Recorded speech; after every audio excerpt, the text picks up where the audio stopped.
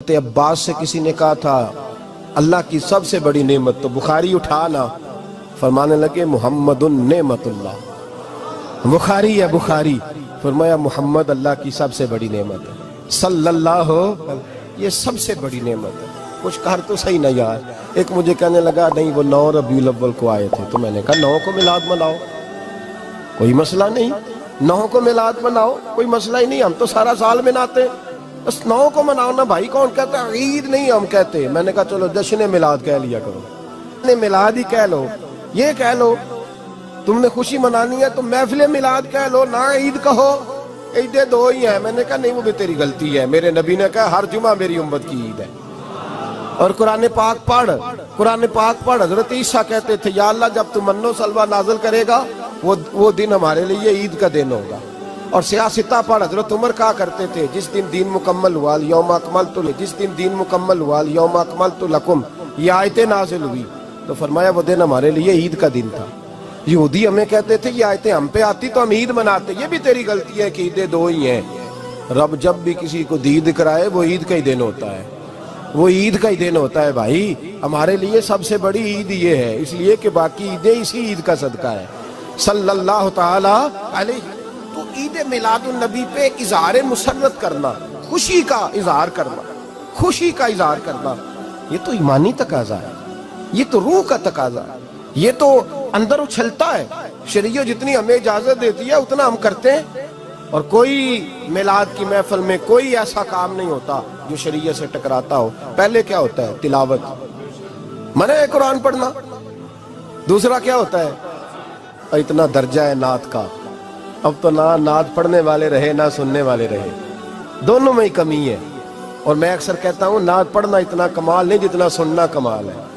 سننے والا کوئی ہونا چاہیے، نعت سننا زیادہ معنی رکھتی ہے۔ اس کی وجہ یہ ہے کہ نعت پڑھنا صحابہ کی سنت ہے اور سننا محمد مصطفیٰ کی سنت ہے، اور سننے والے کا درجہ، ہاں تیرا درجہ زیادہ ہے اگر تو سمجھے تو۔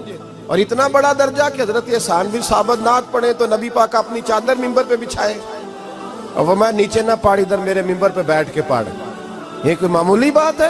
رسول اللہ کی نعت سننا، بلغ العلا بے کمال ہی کشفت دجا بے جمال ہی حسنت جمیع۔ شیخ سعدی کہتے ہیں 3 فقرے لکھے تو چوتھا ہوتا ہی نہیں تھا، میں سو گیا، بڑا پریشان تھا کہ چوتھا فقرہ نہیں بن رہا۔ بلغ العلا بے کمال ہی کشفت دجا بے حسنت جمیع، چوتھا لکھا نہیں جاتا تھا، نیند آ گئی، میری آنکھ لگی تو محبوب کا دیدار ہوا۔ حضور نے فرمایا پریشان پڑے ہو؟ میں نے کہا محبوبہ 3 لکھے ہیں چوتھا بان ہی نہیں رہا۔ حضور نے فرمایا چل سنا نا مجھے، یہ چھوٹا نعت پڑھنا کوئی چھوٹا کام ہے؟ یہ تو ہم نے کھاتا ہی غلط لوگوں کو دے دیا ہے، وہ تو اس قابل ہی نہیں تھے کہ نعت سنی جاتی۔ بلغ العلا بے، شیخ سعدی کہتے ہیں میں سنانے لگا اور مصطفیٰ سننے لگے۔ بلغ العلا بے کمال ہی کشفت دجا بے جمال ہی حسنت جمیع خصال ہی۔ تو حضور نے فرمایا چل سعدی کہہ دے صلو علیہ وآلہ، کہہ دے صلو علیہ وآلہ۔ فرماتے میں کہتا جاتا تھا اور مصطفیٰ مسکراتے جاتے۔ کوئی چھوٹا درجہ ہے نعت تو ایمان ہے، نعت تو طاقت ہے، نعت تو تیری روح کو بیدار کرتی ہے، پر شرط ہے نعت ہو، شرط ہے، شرط یہ تقاضا ہے میں نعت ہو، وہ نہ ہو کہ نعت پڑھے نا۔ میرے حضرت صاحب فرماتے ہیں نعت کا مقصد ہے جب بندہ نعت پڑھے تو اس کا دل نبی پاک کے گنبد کی طرف جائے، جب نعت سنے تو اس کی توجہ رسول پاک کی جانب جائے، یہ نہ ہو کہ نعت سنے تو توجہ گانے کی جانب جائے، یہ نہ ہو کہ نعت ہو رہی ہو تو لوگ کہیں، اور میرے کان میں لوگ کہہ دیتے، آپ یقین کریں محفل میں بیٹھے لوگ کہتے ہیں فلانے گانے کی طرز پہ لاندہ دی، تو کدھر گیا دھیان اس کا؟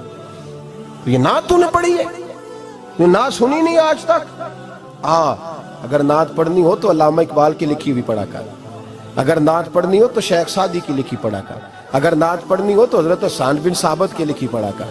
اور اگر تیرا دل کرے کہ نعت بھی ہو، جذبات بھی ہو، حسن بھی ہو، علم بھی ہو، عمل بھی ہو، قرآن بھی ہو، حدیث بھی ہو، تو پھر امام محمد رضا فاضل بریلوی کی پڑھا کر، پھر اعلیٰ حضرت کی پڑھا کر، تجھے پتا چلے چمک تجھ سے پاتے ہیں سب پانے والے، میرا دل بھی چمکا دے چمکانے والے۔ اعلیٰ حضرت کہنے لگے یا رسول اللہ میری سفارش نہ کرو، ڈر لگتا ہے قیامت کی رات بڑی گہری ہے، سفارش نہ کرو اس طرح کرو میرا بازو پکڑو اور جنت تک پہنچا کے آؤ، میرا بازو پکڑو اور جنت تک. کہتے ہیں میں مجرم ہوں آقا مجھے ساتھ لے لو. سونے نہ ڈر لگتا ہے. وہ بچہ کہتا ہے میں نے نہیں باہر جانا، اندھیری رات ہے. ابا جی نال چلو.